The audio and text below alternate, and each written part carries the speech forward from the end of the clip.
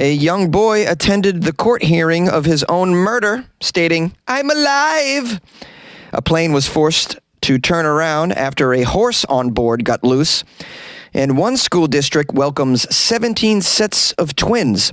These are the weird stories for Wednesday on Weird AF News, the only daily weird news podcast hosted by a comedian in a closet with a raspy voice. Let's do it.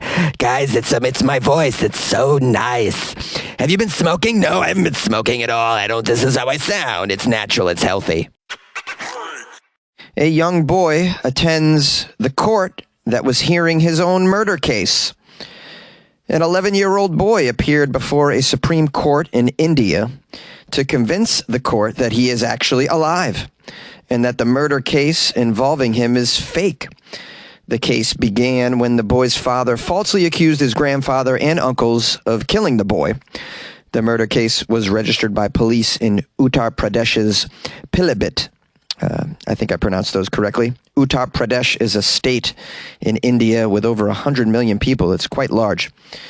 The boy's name is Abhay Singh. He has since then knocked on several doors to have this murder case closed and to prove that he is actually alive. He also appeared before an Allahabad High Court bench previously, but his petition was dismissed, which in turn forced him to approach the Supreme Court with his petition. Guys, no, I swear I'm alive, guys. I'm alive. Guys, I'm alive. Here I am. I'm alive.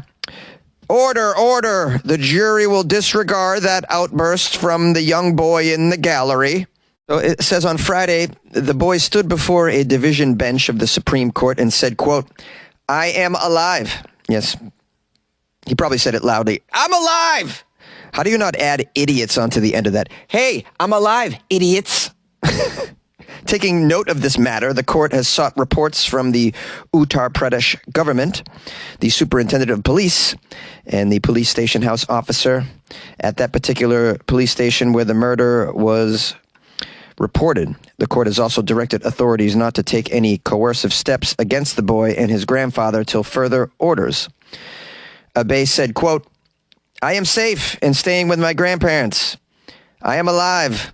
The police keep coming to our house and threatening my grandparents. I want to continue staying with them and hence I want the case to be closed. I am alive."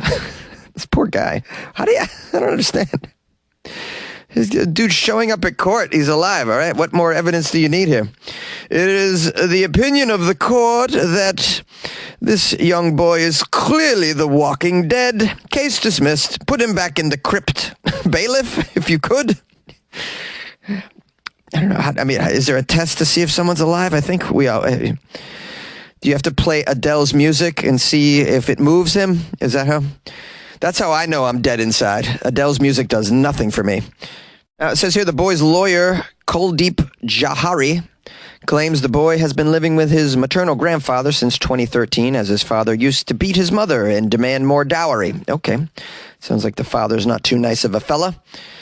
This is hearsay at this point, though. I don't know the family personally. After the mother died, it said, oh my goodness, did he beat the mother to death? After the mother died, it says the boy's grandfather filed a case against the father, I assume because they believed the father murdered her. In a tit-for-tat case, the father accused them of murdering the boy. But the boy was living with them. Oh, what a nightmare this is. Sounds like this father's a real piece of work, I tell you. And this case is more of a, not proving that you're alive as much as proving the identity of the person that is alive. I mean... Clearly, the kid that's standing up and is like, "Hey, I'm alive, I'm here," is alive. I mean, it's not like, "I'm alive." Oh, objection, Your Honor. Define alive. Define alive. Okay. Permission to approach the bench? A plane was forced to turn around after a horse got loose on board. A horse got loose on the plane. Amazing. It probably wasn't too happy with the limited legroom, I guess. I feel bad for the flight attendants. I don't know how you corral a horse when it's loose on a plane. Sir, fasten your seatbelt. The sign is on. Please take your seat, sir. I said get in your dang seat and eat your complimentary bag of oats. All right, let's get some details about the horse that was loose.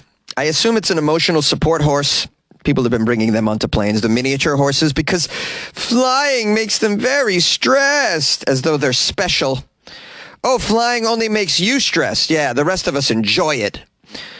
A recent incident compelled a Boeing 777 flying from New York to Belgium to divert back to its origin airport when a horse broke loose in the cargo hold.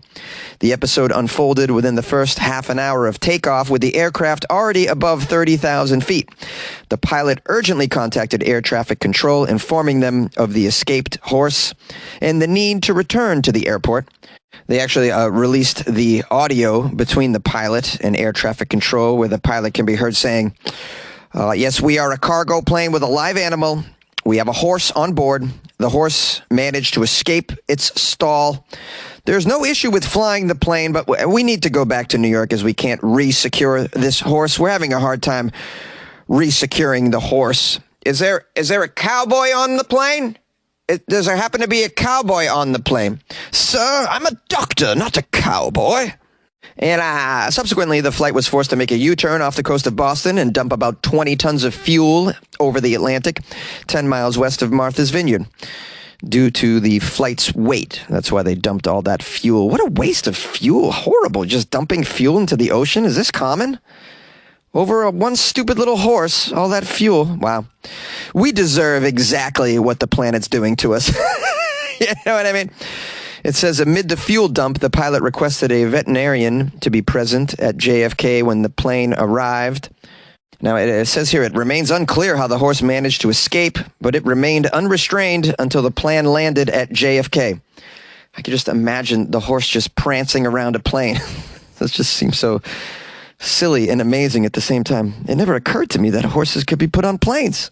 Until now, I just never thought that was a possibility, but obviously it makes sense. You have to get horses across oceans somehow. And whenever I cover a story about an animal loose on a plane, it always just comes back to snakes on a plane. And you're like, oh, this is going to be a movie? Horses on a plane, ponies on a plane, mares in the air, sky stallions, horse flies. Anyone got any more? And then, of course, you got to imagine Samuel L. Jackson starring, saying outrageous things about horses. Like, I've had it with these mother effing horses on this mother effing plane. Sir, there's only one horse loose on the plane. Well, that's one too many, if you ask me. Want to create a podcast? Spotify's platform lets you easily make, record, and distribute a podcast everywhere. Even earn money, all in one place for free. It's called Spotify for Podcasters. Record and edit on your phone or computer. Send it to Spotify and everywhere podcasts are heard. They even have video podcasting options. Spotify for Podcasters allows you to earn money with ads and subscriptions too. Best of all, it's free. Try it. Download Spotify for Podcasters or go to spotify.com/podcasters to get started. And good luck with your podcast. Good luck with your life, man. Yay! A school district welcomes 17 sets of twins. Kindergarten teachers in a Pennsylvania school district are seeing double this year as 17 sets of twins entered the school year, and they're all members of the graduating class of 2036. We have a quote from Morgan Weiser, who's mother of one of these sets of twins. She said, well, there's usually a couple of sets here and there, which is not that abnormal. But to have 17 sets of twins in the incoming kindergarten grade for our district is just kind of wild, I would say. Yes, wild indeed. We have another quote from a community relations coordinator named Jessica. She said, well, this is a very unique situation. In recent history, no one can recall this many sets of twins entering kindergarten at the same time. Isn't that unique? I'll tell you, I was certainly surprised as the number of twins just continued to grow and grow. And we are fortunate that the twins' families also found some humor and excitement in this unusual occurrence. Now, the article goes on to describe some issues with enrolling twins in schools. There are various philosophies about whether to place twins in the same class or to split them up. They say the decision is always up to the parents. Here's a quote from that woman again. Families have the option to decide if they want their twins to remain together or have different teachers. So some of the kindergarten teachers have both siblings in their class, and some may just have one of the siblings in the class. We have an example of a parent here who decided to separate her twins, have them go into different classrooms with different teachers. She looked at it as a way to provide her children with a unique opportunity to explore their individual interests, especially because they spend so much time together. She says, "My daughter's very into ballet and dance, and my son is very into sports and lacrosse. They're used to being each other's buddy. They really have grown up doing most things together." All right, this is all fine and good, but is anyone going to address the issue here? Why are there so many damn twins in this one city? 17 in the same class? What is in the water? Is there a new nuclear power plant in the area? I mean, I really want to... I mean, you can't help but think these things. What is going on where you have all these twins? Is this happening all over the world or just in this one area? Well, all right. Jonesy just Googled the issue because Jonesy wants to learn. As you do, I assume. Maybe you already know the answer to this. More twins are being born now than ever before, according to Google. Parents are increasingly using in vitro fertilization and deciding to have children later in life. And these factors have pushed the number of twins higher, they're saying, all over the world. They're calling it Twin Peaks. How about that? A little play on words here. According to the global overview in the Journal of Human Reproduction, the peak was reached because of large increases in twinning rates in all regions over 30 years, from a 32% rise in twins in Asia to a 71% rise in North America. The number of twins born per 1,000 deliveries is particularly high in Europe and North America, and worldwide it's gone from 9 per 1,000 deliveries to 12 per 1,000 deliveries. So it's the drugs, guys. It's always the drugs. This episode is brought to you by Pete's. Few things start your day better than a good coffee. That's why Pete's hand roasts their coffee from a specific selection of high-quality beans. And they don't just put those beans into anyone's hands. Pete's trains their roasters for 10,000 hours so they can master the roast that gives you the most. Pete's Coffee. Coffee for coffee people. Find Pete's online or at your local retailer. Yay! Hello, my friends and loyal listeners of the Weird AF News podcast. Thanks for joining me. If you haven't subscribed yet, please consider doing so. Just know that I do weird news 5 days a week, and on Friday, it's only weird news out of Florida. I want to give thanks and praise at this point of the podcast, as I typically do in the outro. Some people bought me coffee off my website, weirdafnews.com. Lisa from Finland bought me some coffees. Shout out to Lisa. Lisa has bought me many coffees off of my website, weirdafnews.com. She's been very supportive over the years, and we love Lisa from Finland. Lisa wrote, "Jonesy, this donation is revenge for people like Larry that have to leave you bad feedback. No one asked you to be here, Larry. The rest of us love Jonesy, Larry. Go back home under your unfunny rock, Larry, and leave us alone." I love that. I love it when my listeners stick up for me, as Lisa from Finland has done. Thank you, Lisa, for always being in my corner and for sticking up for me. And thanks for the caffeine. That's also extremely helpful in my life. Also, someone else bought me coffees. It's Sally. No last name, just Sally. Sally bought me coffees off my website, weirdafnews.com. And Sally wrote me a note. "Thanks for a good laugh in a crazy world, Jonesy." Yeah, we need a good laugh in this crazy world, don't we? And luckily, we can use the crazy world to get the laughter, because I think the only appropriate response to a crazy world is to laugh at it. And I've been doing that my entire life, laughing at the crazy world. And I think it's what keeps me sane. If you want to call this sane, I don't know how sane this is.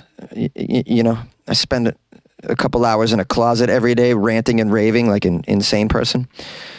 So, but yeah, I think this is the great way to respond to a crazy world, is with humor. So I want to thank you, Sally, for the coffees. And I just want to say, good luck with your life, man. Yeah, you got to say that. People want me to say that to them. So to Lisa and Sally, good luck with your life, man. Good luck with your life, man. Man, look at what I like a life of man. Yeah, good luck with life.